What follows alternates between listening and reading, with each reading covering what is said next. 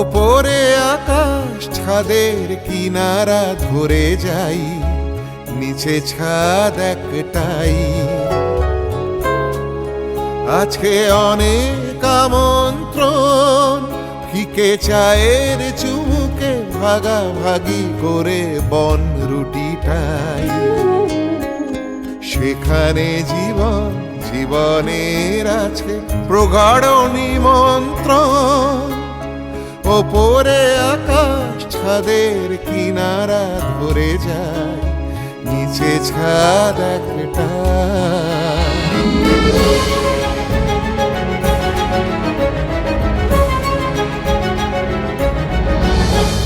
সেখানে বাবার স্নেহ অবারিত, জড়িত মায়ের আদর, ভালোবাসা জড়াজড়ি করে বিছায় চাদর। চাঁদটা রয়েছে ছাদে, চাঁদের সঙ্গে মন।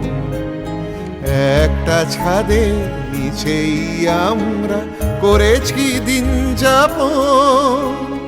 মা বাবা ভাই বোন, মা বাবা ভাই বোন।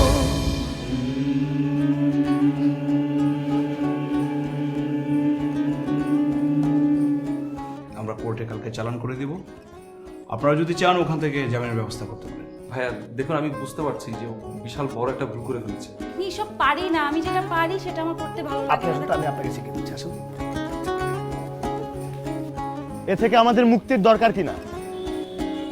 এখন মুক্তিটা আমরা কিভাবে পাবো?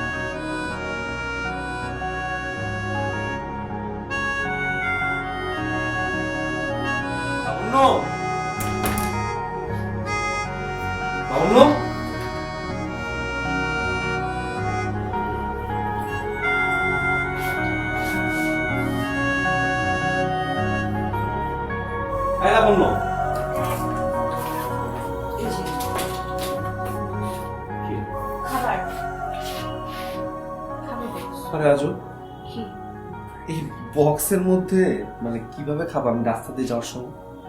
আশ্চর্য, আগে না তোমার প্রতিদিন বক্স লাগতো, এখন বাসা থেকে সেই বক্সের খাবারগুলো আসতো। আমি তখন ভুলেছিলাম। তখন তো আমি এই তোমার এটা একদম ভালো হচ্ছে না।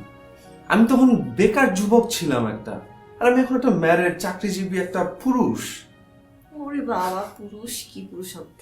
এইটা নিব না। কোনো ঘটনা ঠিকঠাক করে বলো, এটা নিবা না। ঘটনা কি? আমার তো মনে হয় অন্য কোনো ঘটনা।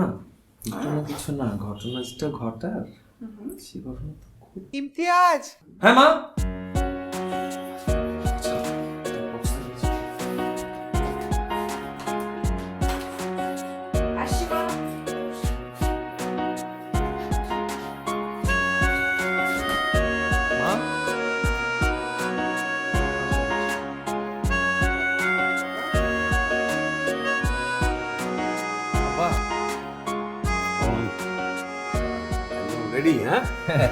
হ্যাঁ, যা যা যা।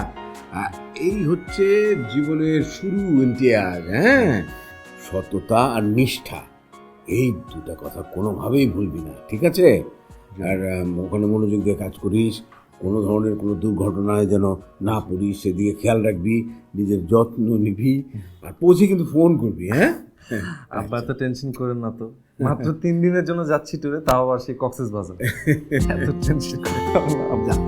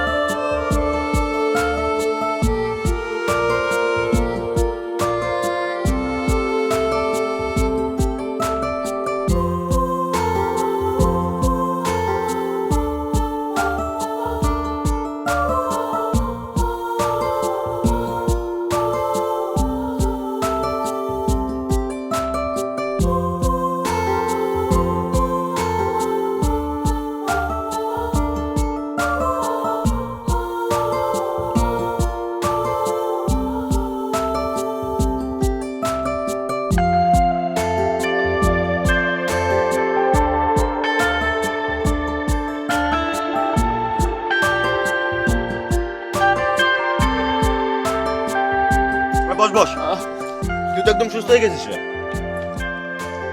তুই আর কথা বলিস না। না, তুই পরে আমাকে একবারও দেখতে গেলি না। কিভাবে পারলি এটা? আমি তোর জন্য মার খেয়েছি। তুই আমার বন্ধু না, তুই এটা টুট টুট। আর বলিস না, যে ভেজালের মধ্যে ছিলাম তোর অনেকবার দেখতে চাইতে চাইছিলাম, বাট পারিনি। আবার কি ভেজালে পড়লি?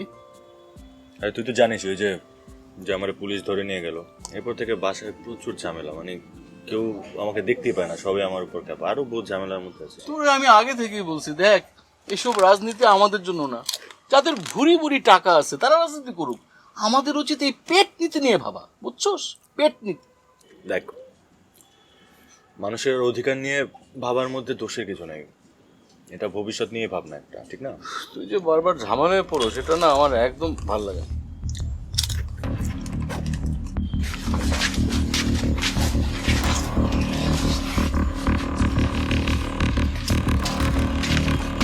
এবার দেখা তো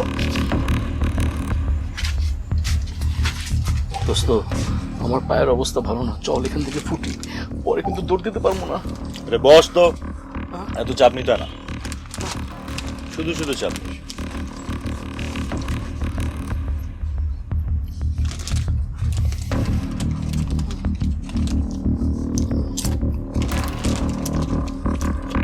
আমার দুটা চা দিও, পানি তো গরম হয়ে গেছে, এত সময় লাগে?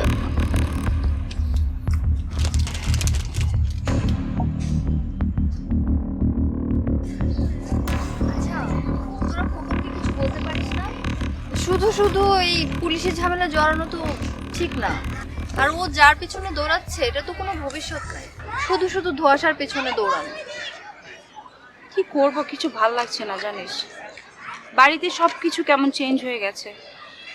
আমরা কত ভালো ছিলাম, কত হাসি খুশি ছিলাম, সবাই এখন বাড়িতে মন মরা হয়ে থাকে। কি করব কিছু বুঝতে পারছি না। কিছু হবে না দোস্ত, সব ঠিক হয়ে যাবে। এরকম সময় বেশি দিন থাকে না, সব ঠিক হয়ে যাবে, টেনশন করিস না। ভাগ্যিস আব্বা জানেন না, উনি জানলে আর রক্ষা ছিল না। আমার মনে হয় কি জানিস, ওনাকে বিষয়গুলো জানানো উচিত। পরে যদি বড় ধরনের কিছু হয় তখন কিন্তু সামলানো কঠিন হয়ে যাবে। না না, ওরকম কিছু হবে না। মা, ভাই, ভাবি সবাই খোকনকে খুব ভালো মতো বুঝিয়েছে, আশা করছি ও বুঝবে। আর নিজেরটা যদি এখন না বুঝে তাহলে তো কিছু বলার নেই। ভালো হলেই ভালো, তবে ওকে চোখে চোখে রাখিস।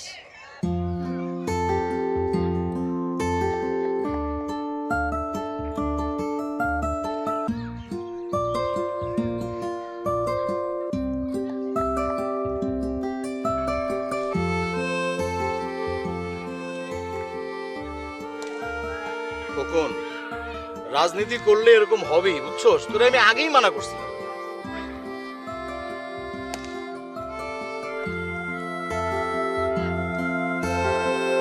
কি আর করবি, সবই ভাগ্য। কখন? আসসালামু আলাইকুম ভাই, ভালো আছেন ভাইয়া? তুই তো পুরাই হিট। দলের সব বড় বড় নেতারা তোমার কথা বলছে।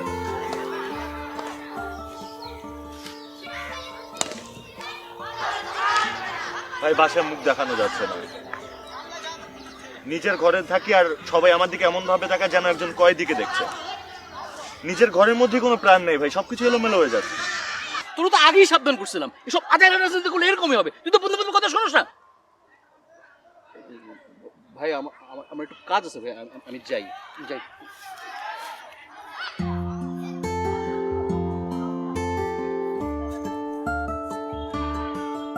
কখন? আচ্ছা, এত অল্পতে ঘাবড়ে গেলে চলবে? দলের কেউ কেউ বলছে তোমার ভবিষ্যৎ নাকি উজ্জ্বল, তোমার বক্তৃতায় আগুন জ্বলে। না ভাই, আমি আর বক্তৃতা দেব না। এভাবে আমি আমার মা বাবা ভাই বোনদের অপমান করতে পারি না। তারা অনেক কষ্ট করে আমাকে বড় করেছেন। ইনফ্যাক্ট আমার বাবা জানলে আমাকে ঘর থেকে বের করে দিবে। আরে বোকা ছেলে, নিজেকে শক্ত করো। দুর্বল চিন্তা দিয়ে বিপ্লব হয় না। ভাই, বিপ্লব করতে গিয়ে যদি দেখি আমার পরিবার এক দুর্বিষহ যন্ত্রণার মধ্যে দিয়ে যাচ্ছে, তাহলে সেই বিপ্লবকে আমার করা উচিত। বিপ্লব ঘরে বসে থেকে হয় না। বিপ্লব করতে হলে ঘর থেকে বের হতে হবে, তারপর মানুষের কল্যাণে নিজেকে বিসর্জন দিতে হবে। সেই বিপ্লবের মানে কি? যদি নিজেকে বিসর্জনই দিতে হয়, সেই বিপ্লবের অর্থ কি যদি আমি স্বাধীনতাই ভোগ না করতে পারি? আচ্ছা খোকন, যে মানুষের জন্য কতদিন জেল খেটেছে তুমি জানো? মাও সেতুং বা স্টালিন। আচ্ছা, দূরের কথা বাদ দাও, আমাদের দেশে বঙ্গবন্ধু থেকে শুরু করে সব বড় নেতারা জেল খেটেছে মানুষের স্বাধীনতার জন্য, তুমি জানো না? বিশ্বের যে কোনো বড় নেতাই মানুষের মুক্তির জন্য জেলে গেছেন, তারা মানুষের কল্যাণের জন্য, মানুষের মুক্তির জন্য সংগ্রাম করেছেন, জেলে গেছেন। আচ্ছা, ঠিক আছে, বাদ দাও, চলো চা খেতে খেতে বাকি কথা বলি।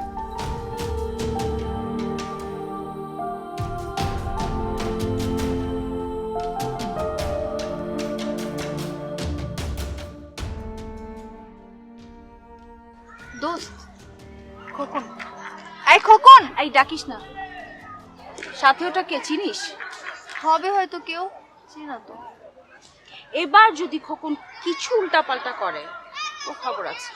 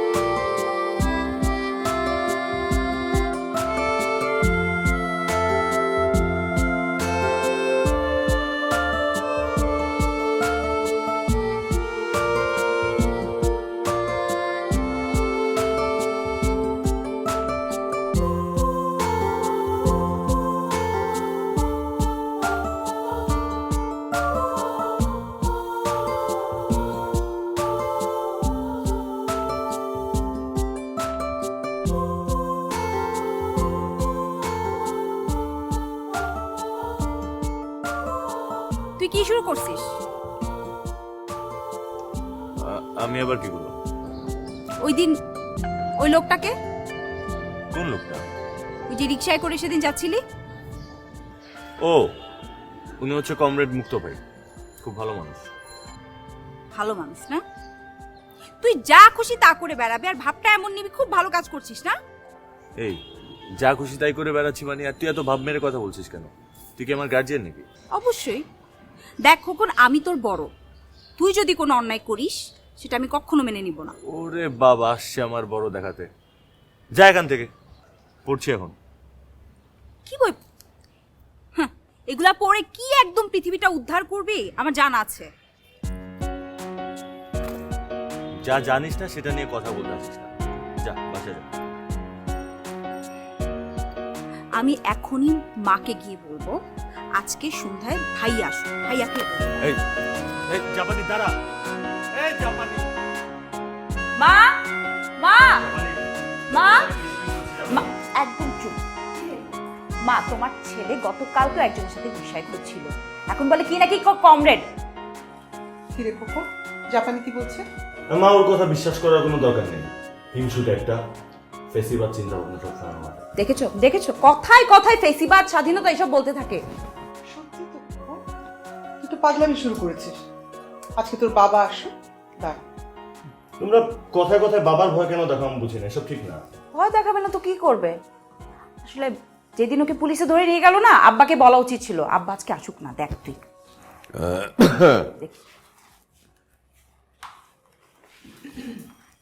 আচ্ছা, কে কাকে পুলিশে ধরে নিয়ে গেছে কি বলছে সব?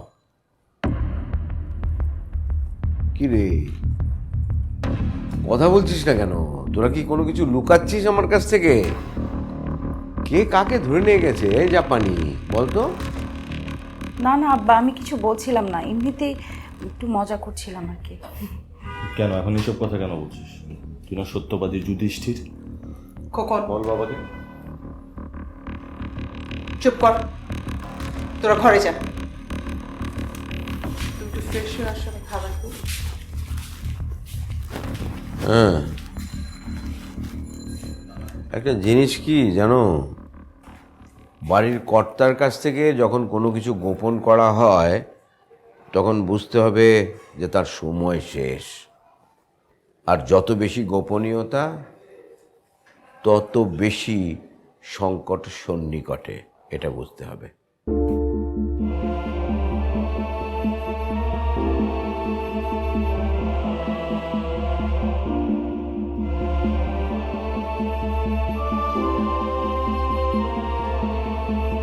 না বন্ধু চা খাও অনেকদিন পর আইলা না হ্যাঁ কই ছিল এতদিন না কই আর থাকবো, ওই তোমার স্কুল টিউশনি সংসার এগুলো সামলাতে সামলাতে সময় যে কোন দিক দিয়ে চলে যাচ্ছে টেরও পাচ্ছি না। তো ভাবলাম যে অনেকদিন দেখা সাক্ষাৎ হয় না, তোমার ডেরায় আইসা একটু আড্ডা মেরা যায় আর কি। না ভালো হয়েছে ভালোই আছে বন্ধু। আচ্ছা তোর ইমতিয়াজের খবর কি, চাকরি চাকরি করে কিছু এখন? হ্যাঁ, ও একটা মাল্টি ন্যাশনাল কোম্পানিতে আছে বলছিলাম না তোমারে, ওইখানেই আছে, একটা ভালো কোম্পানি। ডিরেক্টরের মানে প্রজেক্টগুলোতে কোঅর্ডিনেটরের হিসাবে ও কাজ করতেছে আর কি। মাশাআল্লাহ মাশাআল্লাহ। তো ওই তো আজকেই তো কক্সবাজার গেল তোমার ট্যুরে, অফিসিয়াল ট্যুর। বাহ বাহ। আর আরেকটা সুখবর আছে, সেটা হলো আমি তো দাদা হতে চলেছি, সময় খুব কাছে। আরে বন্ধু তোমার তো সুদি গাইতেছে। হ্যাঁ শোনো, রিটায়ারমেন্টের পরে পা নাচায় নাচে হাঁটবা আর নাতিরে লইয়া জম্পে সাতটা দিবা। ভালোই ভালোই, হইতেই পারে। তো ওই যে এখন ভাবি যে ওই পেনশনের টাকাটা যদি হাতে থাকতো তাহলে আর একটু ভালো হইতো, বুঝছো না? ভুলটা আসলে তোমারই, একটু বেশি বেশি করে ফেলাইছো, এটা না করলেও চলতো বন্ধু। হ্যাঁ, ও কি করব বলো, মেয়ের বিয়ে, একটা ভালো ঘরে বিয়ে হচ্ছে, তো ভাবলাম যে আর কোনো কিছু কমতি রেখে লাভটা কি, তাই যথাসাধ্য চেষ্টা করা হইল। এই তো ভালোই আছে, তুমি ভালোই আছে। সেটা ঠিক আছে, মেয়ে ভালো থাকলেই ভালো, সেইটাই তো চাই আমরা। ভালো। তোমার খবর টবর কি কও? আসি বন্ধু, আসি কোনো রকম আসি, চলছে টুকটাক ব্যবসা পাতি চলছে আর কি। খুব একটা যে ভালো বলা যাবে না, তবে চলে যাইতেছে আর কি।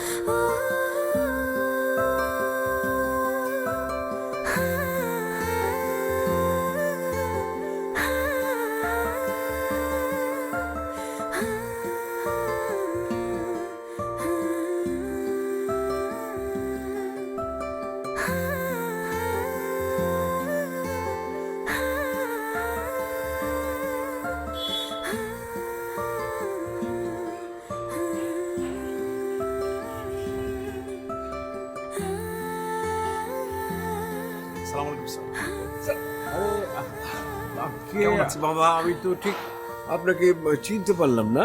স্যার আমাকে চিনতে পারলেন না? না মানে আমি তো আমার এই শিক্ষকতা জীবনে হাজার হাজার ছাত্রছাত্রী পড়িয়েছি, এর মধ্যে সবাইকে তো মনে নাই। তুমি কোন ইয়ারে? স্যার আমি তো 95-এর ব্যাচ, আপনার স্টুডেন্ট ছিলাম। কত মার খেয়েছি আপনার হাতে দুষ্টুমির জন্য। আচ্ছা আচ্ছা, এখন তো বাবা ওই তেজ আর নাই। এখন ছেলে মেয়েকে একটু বকা দিলেই সমস্ত কিছু ওই ধর্মঘট ডেকে বন্ধ করে দেয়। যা, তুমি এখন কি করছো? স্যার আমি তো পুলিশে জয়েন করেছি। আচ্ছা আচ্ছা, ঠিক আছে। ও শোনো, এই যে এই গলি ডান দিকে গেলেই আমার বাসা। আচ্ছা আচ্ছা, একদিন আসো, একটু চা খেয়ে যাও। আসবো অবশ্যই স্যার, পোস্টিং নিয়ে একটু ঝামেলা আছে তো, ঝামেলাটা মিটমাট হোক তারপর আসবো। আর খালাম্মাকে আমার সালাম দেবেন। আচ্ছা আসছি স্যার, আসসালামু আলাইকুম।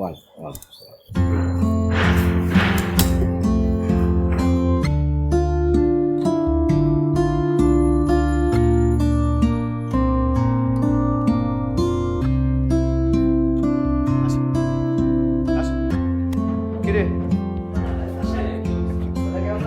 এই তো আসুন আসুন আসুন আসুন। কষ্ট করে একটু নিচেই বসতে হবে। কি অবস্থা অর্পিতা? এই হারমোনিয়ামটা এখানে রাখ।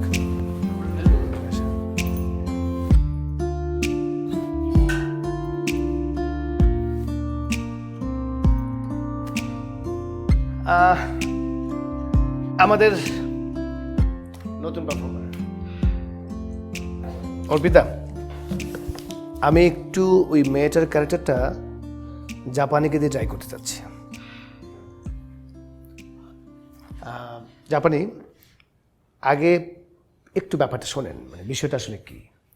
বিষয়টা কিছুই না, এটা গ্রামীণ পটভূমিতে একটা প্রতিবাদী নারীর তার যে প্রতিবন্ধকতা, তার যে এক ধরনের কি বলে, তার যে পরিশ্রম, এই প্রতিকূলতার মধ্যে নিজেকে ডিঙিয়ে সামনের দিকে এগিয়ে যাওয়া, এই পুরো ব্যাপারটা আমরা আমাদের এই মেয়েটির মাধ্যমে তুলে ধরার চেষ্টা করব।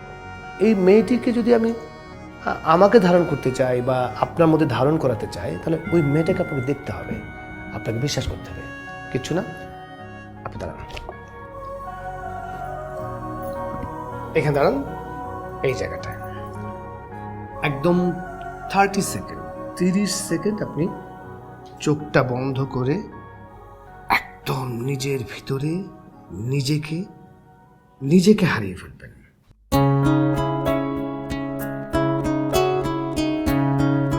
সবার তো কোনো না কোনো স্বার্থ আছে। তোমার কি আছে? হ্যাঁ, কোনো স্বার্থ তো তোমার নেই। তোর কোনো স্বার্থ আছে? আপনারা হচ্ছেন আমাদের অভিভাবক, আর এই অভিভাবক উপেক্ষা করে কোনো জামানাই এগিয়ে যেতে পারেনি, পারবেও না। সব ছেলেরা এরকম করে, বউরা যখন প্রেগনেন্ট থাকে ছেলেদের পাখা গজায়। আমি তো তোমাকে সবার থেকে আলাদা ভেবেছিলাম, বাট না, তুমি তো আর সবার মতোই।